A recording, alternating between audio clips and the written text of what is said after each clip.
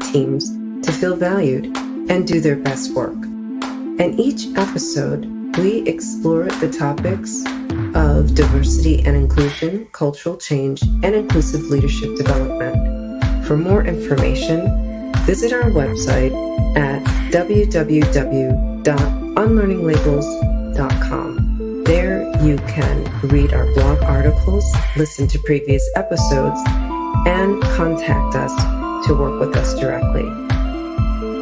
Now, enjoy the show.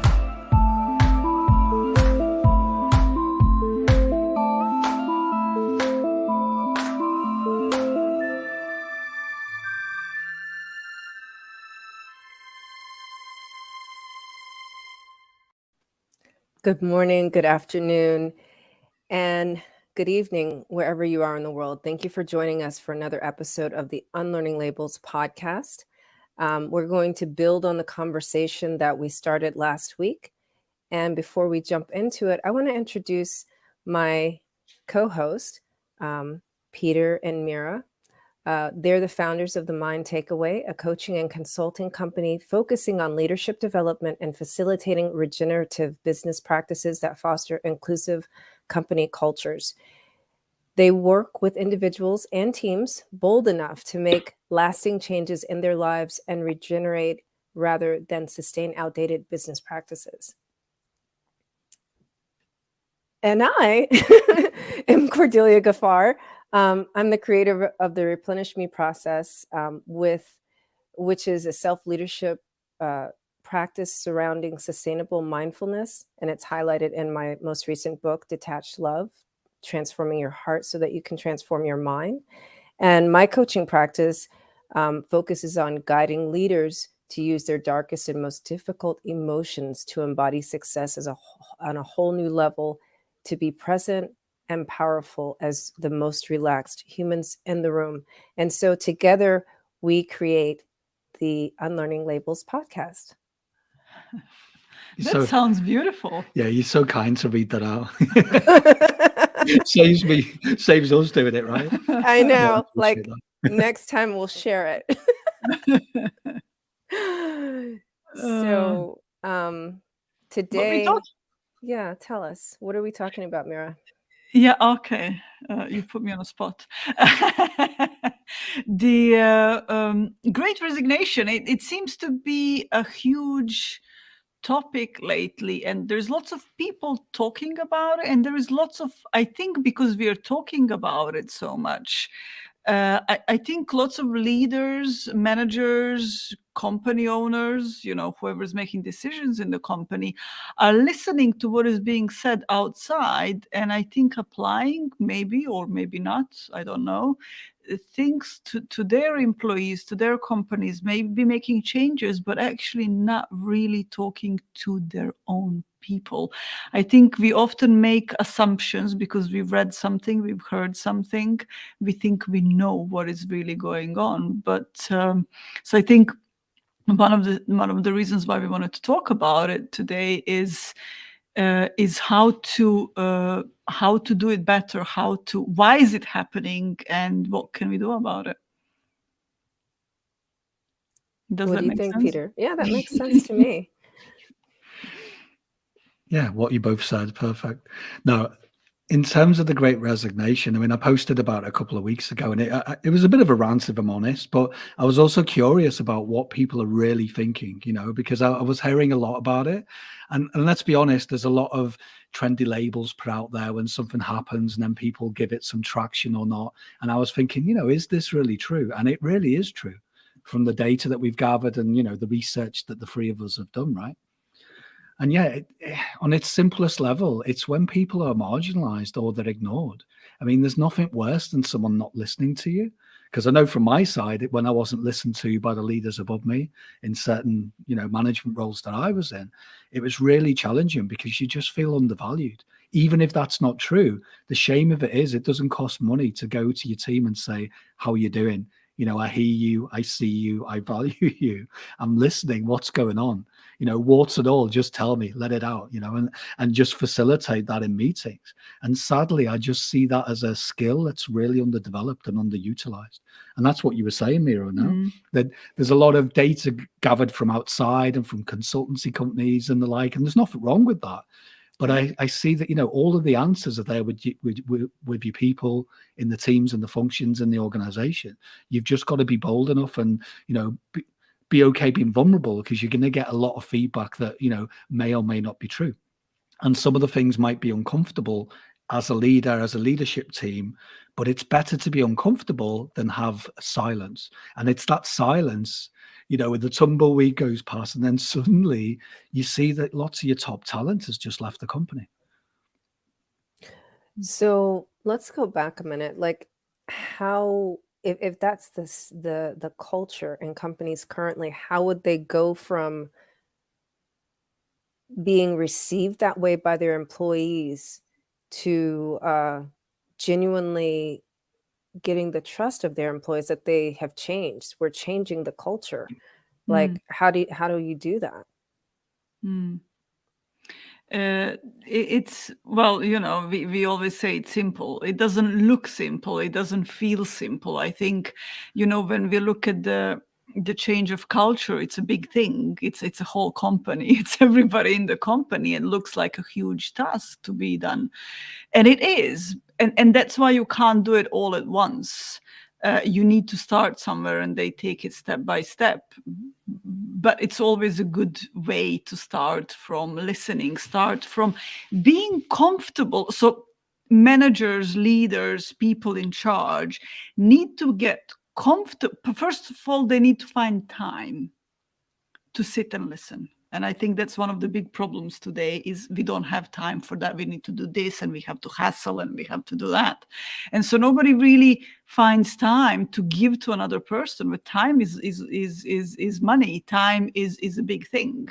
And so that's the first thing. And the other thing is change within ourselves. And I think it's getting comfortable or getting courageous to hear things that you're not comfortable hearing. You And know, this is where listening starts from. yeah, I hear you, Mira, and it makes me think about Jodie Ann Burry, her talk, and now she's created a course on LinkedIn, right? And where she talks about uh, being like showing up as your full self at work if you're a marginalized Mm, person, right? Woman, person of color, uh, person who's disabled, right? And when you're in a company where that's the culture and the way you've been received, to start trusting the leadership team, the simple change is, like you said, time is money. Just taking, instead of putting the time in doing the things that make people productive, right? Focus on building the relationships within the company, because it's the relationships that truly make people productive, mm, mm. not the skills, right? Yeah, I remember what is the, oh God, there was, it's in a book. Anyway, I'll go back to it. But the writer was talking to lots of CEOs that almost when the company went into oh Which company was it? no, I I like can't help you I'm because I going to don't get a know. book Sorry. now. Give me a Okay. second. Okay. I know. I hate when that happens, right? It's like you can see the words on the page, but you can't remember like exactly what the words are. Oh my God, that drives me nuts. Yeah, So but it also leads to some good stuff. yeah, Hitting it that brick does. wall I don't know is actually a nice place to get curious about, right? Oh my goodness. What a great point, Peter, Yeah. right? And the willingness, right, in this moment to say, I don't know. Yeah, it's the willful. I think it's either in Willful Blindness or in Uncharted book from Margaret Heffernan, when she conducted lots of interviews with companies, with leaders and CEOs of the companies that almost disappeared, and how they came back up stronger than they ever were before. And that was, over a period of last 20 years. It's not just now during COVID. And she said nobody said it was the next uh, big money that we got. It was next. It was, that technique. It was that this or that. They always said, or a huge insight. Not even that. It was people in the company that they had really good relationships with, and the people, and because they had good relationships with those people, they were being supported, they were being helped emotionally to go through that Yeah, process, wasn't it? I'm not I love sure. that. You're not I sure. want to welcome some of the people watching. Welcome, Coach Melody.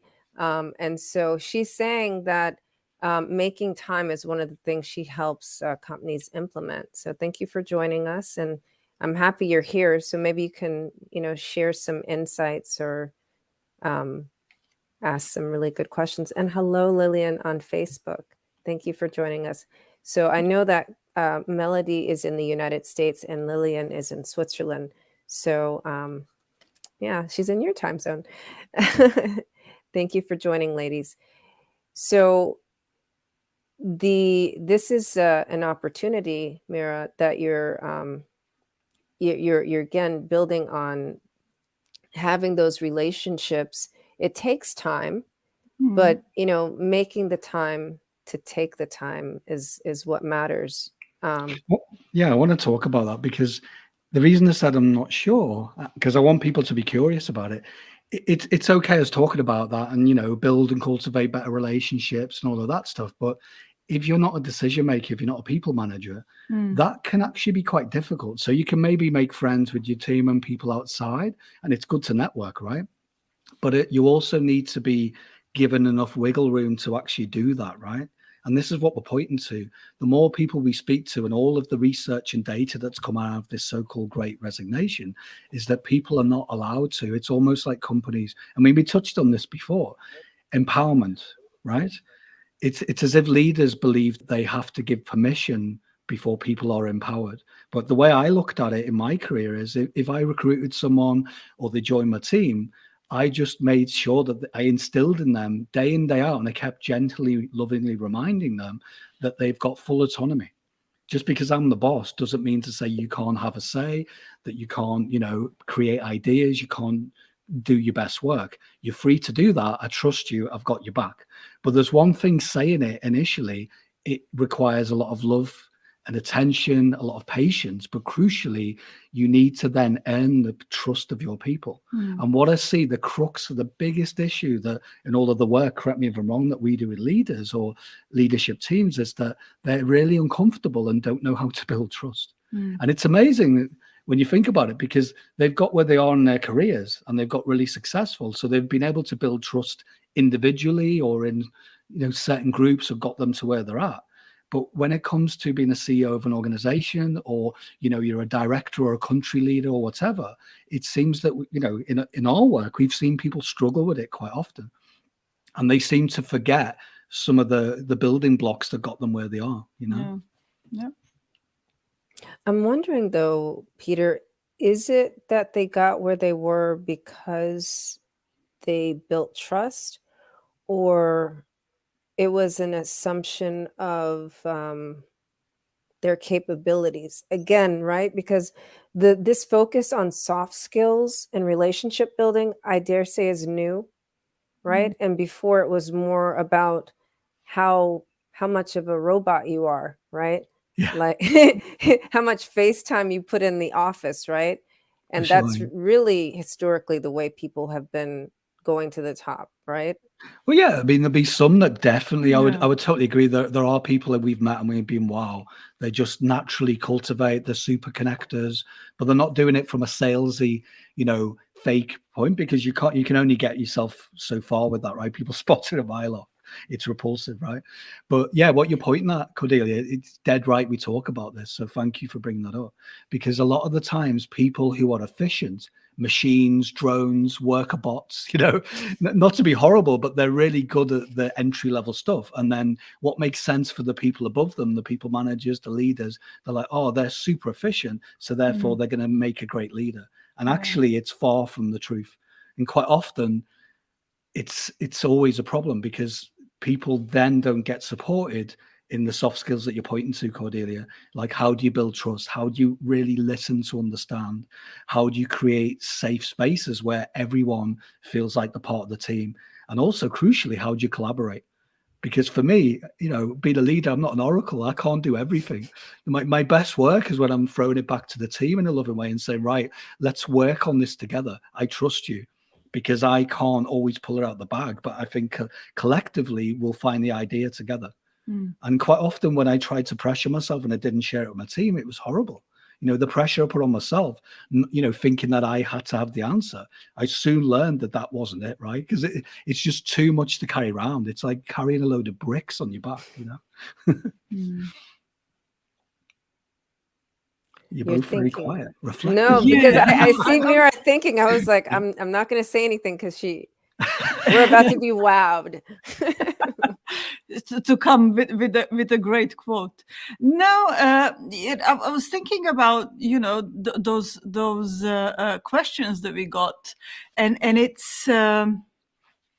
uh, it's about you know there's lots of employees leaving, and and if exit interviews are done, uh, lots of them are saying no, everything was great, and they're still leaving. And then I think companies are not really bothered to look deeper into it. They just go, oh, a person just want to move on, different type career or better salary, I don't know, but everything was great. And so we started wondering, and we had some conversations about it. What was the why are people not saying anything? Like, why are they really not honest with why are they leaving, why they want to leave?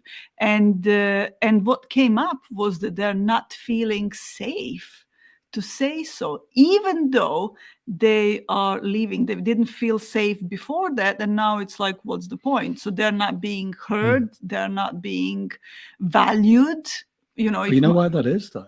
hmm? Sorry to interrupt. Go. Yeah. I got curious about that in the last role I was in, because it wasn't really a safe space. I Mm, tried, as a team, and I was getting feedback that, my team felt safe at least. But in the organization, it was a little bit toxic, and they were, it just got eroded trust, from the top down. And I got curious about people that had left, even months after, and they were still, it's like trauma, right? mm, They were still living some of that horrible experience of being in that environment, and it takes a lot of time. So yeah, it's interesting that even though you might have left and you actually are already safe, you might have even been lucky enough to find a new job, but when you're brought back to that situation, it takes a bit of time, and actually it takes a lot of skill and a good coach and someone who's willing to listen and create a safe space to circle back. If companies are interested, there's nothing wrong with doing this. Get some really skilled people who can go back to them and say, okay, you left a few months back, and I genuinely would love to know what was your experience of working for the company, and explain to them that it's a safe space and that, it's in the past, but we also want to improve. And we're sorry that you had an experience that may or may not have led to you to leave. This is really interesting point. I never looked at it as being a trauma, and it is traumatic It is, experience. yeah. Yeah. Yeah. Yeah, there's 2 points that you bring up there. Is like the one thing is about trust. Salam alaikum, Shelly. She's saying trust can only be built when you're an For sure. authentic leader. And then the other thing is closure, right? Bringing closure to the position or why you Mm, left a company or something like that. And exit interviews are great, but like you said, sadly, most of the time, whatever the relationship was during that position, Position. it's going to be the same thing when you leave, right? Yeah. So and wow, that's pretty insightful. Like you're carrying the trauma to the next job. Yeah. Yeah. Sorry, go on. Yeah. Yeah. And honestly, I didn't even see it in that frame until, I got curious about it. But it does make sense because if I'm honest, I carried some trauma of my last role even into our business, and I'm not going to lie, even though, I did the right thing and people around me were saying, you were a good leader and all the rest of it. I still was in a toxic environment and had to struggle around, finding a way. And I was actually marginalized and felt like I was, well, in fact, in my last role, if I'm honest, the people above me tried to make out that I wasn't doing my job, this kind of thing. So no doubt that even though you leave a role, and like I say, the reality is you're safe, it's behind you, it's still a lived experience, something that you went through that you have to come to terms with. You almost have to grieve through that, if that makes sense. And I don't know about you two, but if I put something to the side and they don't think about it and don't actually explore it and process it, it'll come back like a boomerang at some point.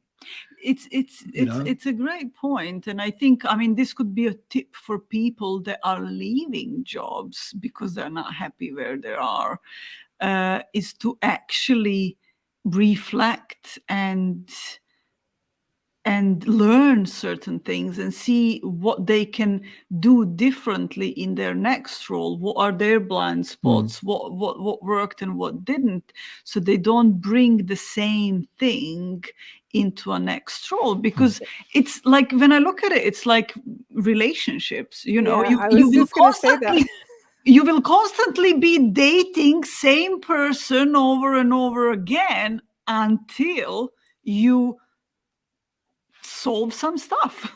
And You know, you know what I'm hearing? Like a reoccurring theme is about taking time. yeah. Yeah.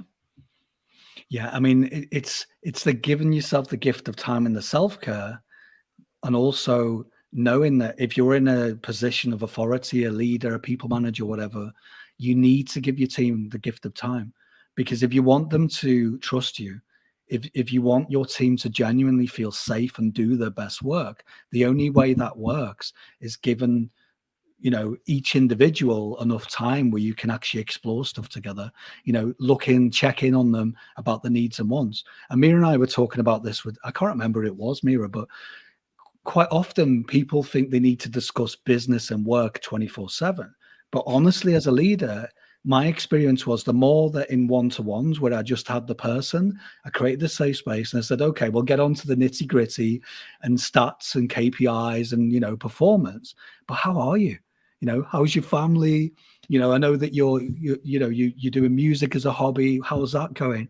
And then people light up, because all of that stress and the struggle and the hustle of being in work, they forget that for a minute and they feel safe, and they talk about stuff that feels nourishing for them. And then when it comes to discussing let's be honest, the boring stuff, the numbers and all of that, people are more willing, they're open, they're more malleable, and they're actually more comfortable and safe to do so.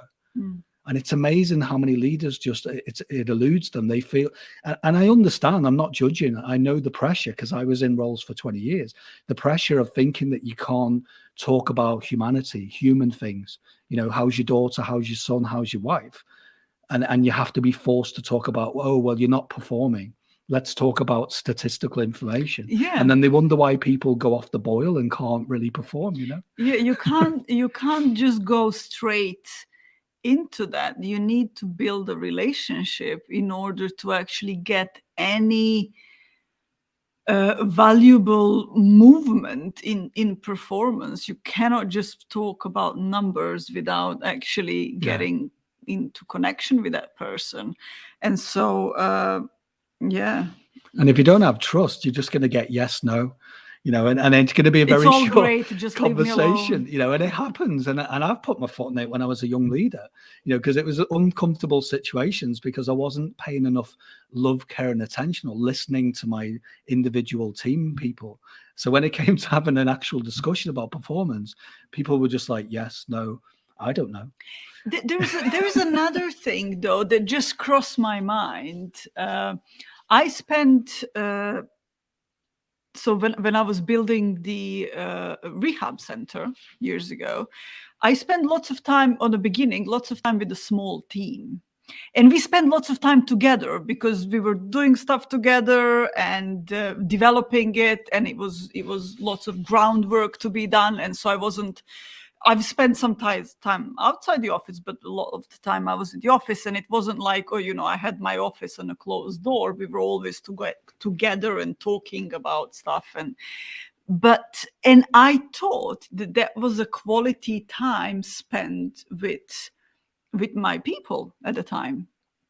And then I realized it wasn't. Then I realized that I actually didn't give them a quality time where I would sit and listen and give them full attention. It was time while we are doing stuff. It wasn't the time where they could actually express their concerns. It wasn't the time where I was listening and could do something about it. And that was one of my biggest learnings, is that just because you are physically with somebody doesn't mean that you're spending good time together where you build trust. Yeah, it's simply not a good investment of time, right? Because if you want to look at it, if you're, if that's what floats your boat, and you like to measure stuff, then think about this as an investment. For me, it was an investment. I would give my team enough attention simply because I know that it would pay forward in the future. And that's the thing. It really does. It helps your top line. And what we're pointing at, right, Cordelia, is that, why are all these people leaving? Because it's costing companies billions to replace top talent. And, I want to look at the positives as well, because let's be honest, and this is a guess, because I'm not really saying we've got the science to back this up right now, but I'd hazard a guess that a lot of people are leaving because they just become more self-aware during these challenging times. And maybe they want to spend more time with the family, or they've realized that they can turn the hobby into their dream job. So, there might not be any negative reasons for leaving. And that, a lot of the leadership teams we speak to, it sends them on a merry dance, because they get worried, which is good. They care about their people, but you can also waste a lot of time and energy, trying to dissect it. So the thing, what we're pointing at, right, is just that if you bolster your leadership skills, if you allow your people to be empowered themselves and promote that and really lovingly remind them day after day, I'd hazard a guess that, the people that do stay, just give them more care and attention. I mean, that's what we were pointing at, right? That we're worrying about why people are leaving, and the people that are staying, they're getting no love and attention right now. And then you're going to get a bit of a nasty problem where they start to leave as well. Right. Yeah. So it just matters about the time that you are spending, right? Like, what does quality time look like? And I mean, this is where you have to toss back and forth. Do you want to do surveys to find that out? Or like, here's an idea. You just talk to your individual team members, like with the morning coffee, right? Like, it's like, good morning. What's new and exciting in your world? Something that hasn't to do with their job. So, and in the beginning, it needs to be a little bit more intentional if people are not used to doing it. But then, good morning, Mitt, wherever you are in the world. Milt, yeah, he's also in the United States. We need to give Peter glasses. Yeah, I'm getting old. I'm kind of straining to look at who it is. Sorry about that, Milt. Yeah, you know what occurs to me as well? So I'm loving this one as well. It's a good conversation. We can look at the data, we can look at the facts, but I'm more curious about really checking in with all of these people that are leaving. And that's what we're doing right now, you see, because I'm just super curious, because if it's for good reason, I actually think this is a positive thing. And quite often I talk to leaders and they're like, oh, I'm really worried about losing my top talent. But I don't know about you two. Great leadership is knowing that sometimes people leave the nest. We're not parents, Mira and I. Cordelia, you probably know this, that when your kids get older, there's always that fear of them leaving the nest and going off and doing, or not. Your Maybe own you great just want things, them to go. or not. Yeah. No, I'm just. You know what I mean? Yeah. I know what you mean. But if they're good leaders too, right? Yeah. They'll be happy for them, right? Yeah. Exactly. Oh, Yeah. we have nurtured, and they've honed these skills and they're going on to greater things, Yeah. is the view that, a good leader would have, right?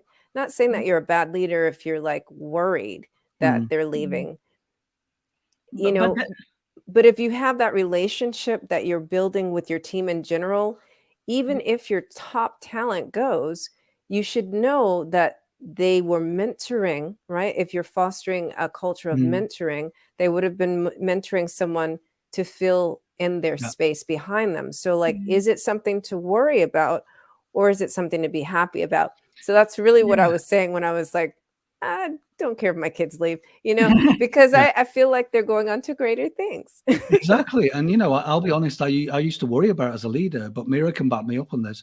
I used to really nurture talents and let them go with love.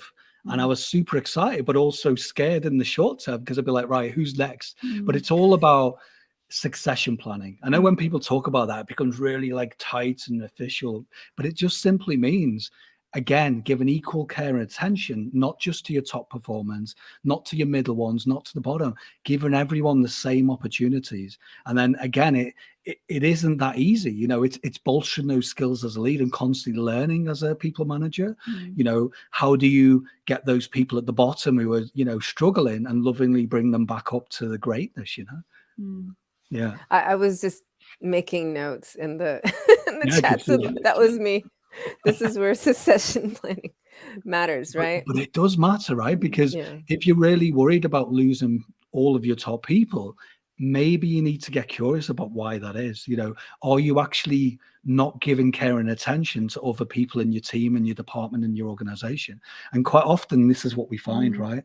Because some of the basics we do in leadership development, we always say to people, right, what's your team look like? You know, I just want to get curious. I mean, how are people are? How do you know where your top performers are? What do you do when people leave who are absolutely knocking it out the park? How do you replace them? So for me, I didn't always get it right, of course, right? But I Mm. always had two or three people or other people outside of my team, crucially, that I could go and, be nice and cultivate and beg and say, right, I want that person to join my team, stuff like that. And I Mm. see that not being really developed so much. Mm. And it doesn't cost money. It goes back to love, care, and attention, right? Mm. Yeah. Yeah. And why are we not encouraging people to speak up? I think there's often, you know, sometimes people talk and we are not listening, but why are we not encouraging that? And I think there's, we could go back to fear of, I don't want to hear that I'm doing something wrong, protecting our own egos Mhm. as managers and leaders, because nobody wants to be wrong, nobody wants to be a bad person, nobody wants to, and so it's much easier to shut your ears and not and not listen, not wanting to hear. The other side of that as well is I often hear leaders complain that they're not getting enough feedback. I see it as a two-pronged thing. I see the responsibility of people saying that things aren't right with every employee, right? I honestly believe that. But I also believe that leaders need to create the right conditions where people are even safe enough to consider even giving feedback or saying things aren't Yeah. right. And it's a two-way street. If you really want to have a great company culture, you need to constantly, like it or not, this is the honest truth from my career at least, is that you have to really promote it and lovingly talk about it. And there's a lot of patience and communicate it in lots of different mediums and keep reframing it. And it never goes away. You must keep reminding people because lots of people just get stuck in the daily grind. And then obviously my view of what fear looks like is different than what Mira's does. So quite often where I got it wrong is where I just made an assumption that everyone felt safe in the moment. And it wasn't even to do with anything I did at the company. Someone had something going on outside of work and then it just shut them down. And again, if we're not listening to these people or checking in and saying, how are you? You seem to be different. But again, no judgment in your own time. What's happening? I've got your back. When you're ready, just come and see me. Mm. It's stuff like that that we often miss. Mm. And I've kind of circled back to what you were saying earlier. It's about that trauma that we have as a blind spot, that we don't slow down and reflect on our previous experiences, learn from them, heal things, heal areas of our life and work where we felt hurt, and so we don't bring it in, Yeah. even within our teams. And I'm not talking just about managers, I'm talking about everybody in the team. And then making it different. um, what is it? Shelley Yeah. says, go ahead. They are Can not you all read that, Peter? providing. Peter, can you read it? Do you need glasses? I'm not that bad. Come on. They are not all Mira, providing you a go safe ahead and read it. space. They aren't building leaders, which is what leaders are supposed to do. Yeah. And the thing is, it's down to your responsibility if you take the job and take the extra money and, you get the promotion. But it's crucially down to the whole company, HR function, the leadership team, to make sure that everyone who's got a role of a people manager, from the entry level, middle management, all the way up, to get enough care and attention and development and enough training and support to be able to make that happen. Because it's, for some people I've met, it's straight out the gate. I've promoted people straight away because I'm like, wow, you just get it, right? And other people, it's not right or wrong, it's just that they need a little bit more time to cultivate that and train on it and experience it in the role and get comfortable. Yeah.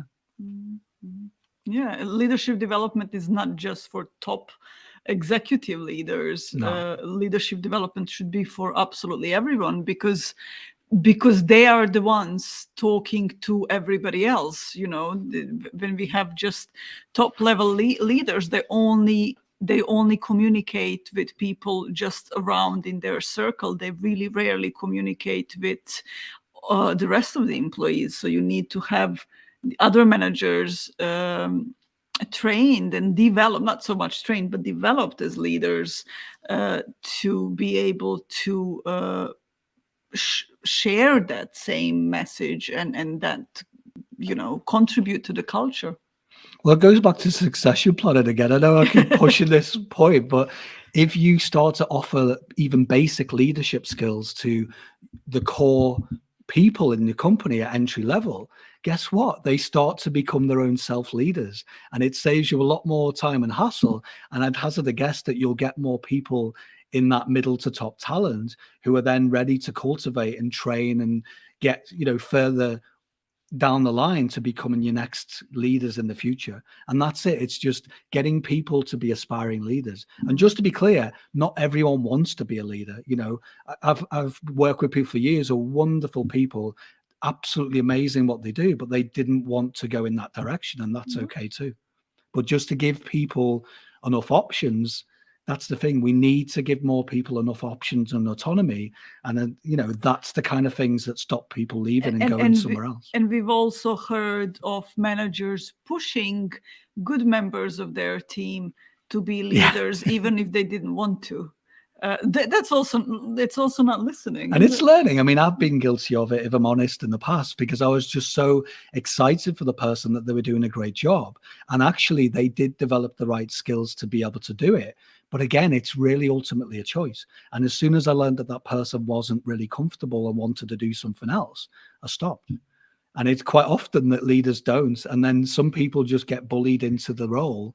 And then, years later, they're like, whoa, what happened? And that was me, if I'm honest. I never wanted to be a leader in many of these companies. And it just so happened that I was like, well, the money would be good, and everyone seems to be saying I can do it, but I'm not really sure I'm up for it, But you did a good job. So, yeah. But in the end, you welcomed it, right? And you were like, but everyone's not like you, Peter, and you're right. So it does go back to making the time to really know your team members, right? Yeah. And so when we think about how do we create this environment of I see you, I hear you, I value you, it's to do with making the time to get to know your team members, cultivating a culture where people are mentoring others, right? And creating a succession plan. So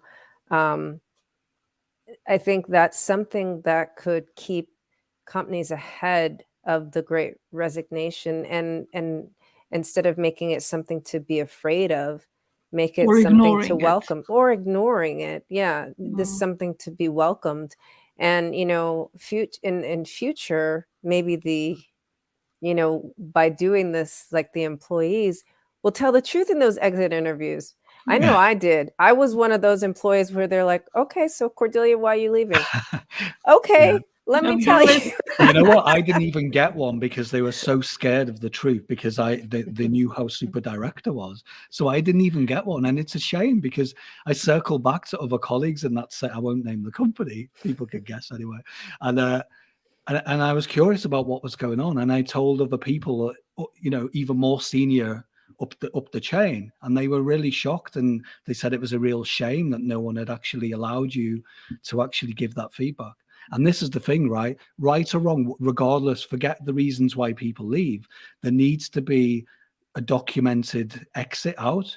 And I don't want to get into the HR nuts and bolts of it, because in most great companies, they really roll out the red carpet for both people that join, but also when they exit, regardless of what happened. Because I think we get too attracted to, it's like a soap opera. Oh, that person was labeled as a bad person, so therefore we're not going to exit interview them, or we already know, which is a huge assumption, right? I mean, quite often I've been really wrong and I'll put my hand up as a leader until I actually asked the questions and I got someone who's safe enough to tell me the truth. I'm never going to know. It's all going to be made up from my side. And actually, I see a lot of companies using false data to then go in a different direction. And that can be really costly. So again, it's about getting to the bottom of it and trying to find the truth, but also taking that with a pinch of salt, Mm, because you might never know. That's the thing with it. And I'd rather spend money on developing my people and getting the culture right than trying to reverse engineer it after the fact, if that makes sense. yeah. Yeah. It's, be So timely with it. definitely. I guess we didn't really ask anyone to ask any questions, but we did get some decent comments. Mm, So for those of you who watch this on the replay, and I just want to mention that I had a little bit of a hiccup with the editing of the title and the mm, time. So, you may have not gotten the notifications on time for today's broadcast. So, if you are watching on the replay, we will be diligent in answering your questions and comments on all platforms: LinkedIn, Facebook, and YouTube. Um, mm, yeah. So, um, any closing thoughts or golden nuggets mm. you want to pull out, Mira? Well, I've kind of just maybe a little recap, uh, is that we wanted to talk about great resignations from a different point of view, from what is really happening and what isn't happening, and why are people leaving. And so instead of making assumptions onto specific things why are people leaving, is to actually start listening to them individually, companies, because there is no one size fits all. And so we've discussed why are people not comfortable talking. Like even if companies are doing exit interviews, people are sometimes not comfortable saying, and they say everything was great, and it's because there is no enough psychological safety for them to do so. So it's listening, it's creating, learning from it. I think for companies it's also a big part of it, to learn that maybe there is not enough safety, maybe we don't ask questions, maybe we aren't listening, what can we do about it? And what else, what else came up? uh, to make the time seemed to have been a big Yeah. part of what we were talking about Time came up a today. lot. Yeah, create succession planning, and cultivate a culture of mentoring. Peter, I kind of just Went went on. through it. Went on. No, the only thing I would add is just again to circle back to, it's not all bad.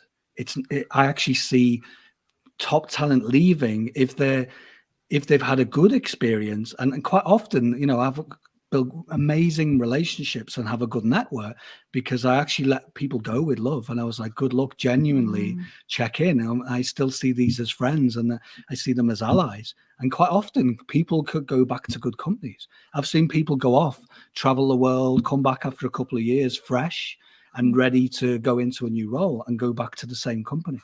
So just, food for thought. Yep. That's a really great point. Yeah, just let them go with love. I love that. So we will let you guys go with love. And if you've Thank you for benefited watching. from this, episode, sharing is loving. So do share this with another person who could benefit. Thank you for watching. Bye. Bye. Thank you for listening to the Unlearning Labels podcast. If you would like help addressing any of the topics we explored during the show, such as diversity and inclusion, cultural change, or inclusive leadership development, contact us at www.unlearninglabels.com. Thank you, and sharing is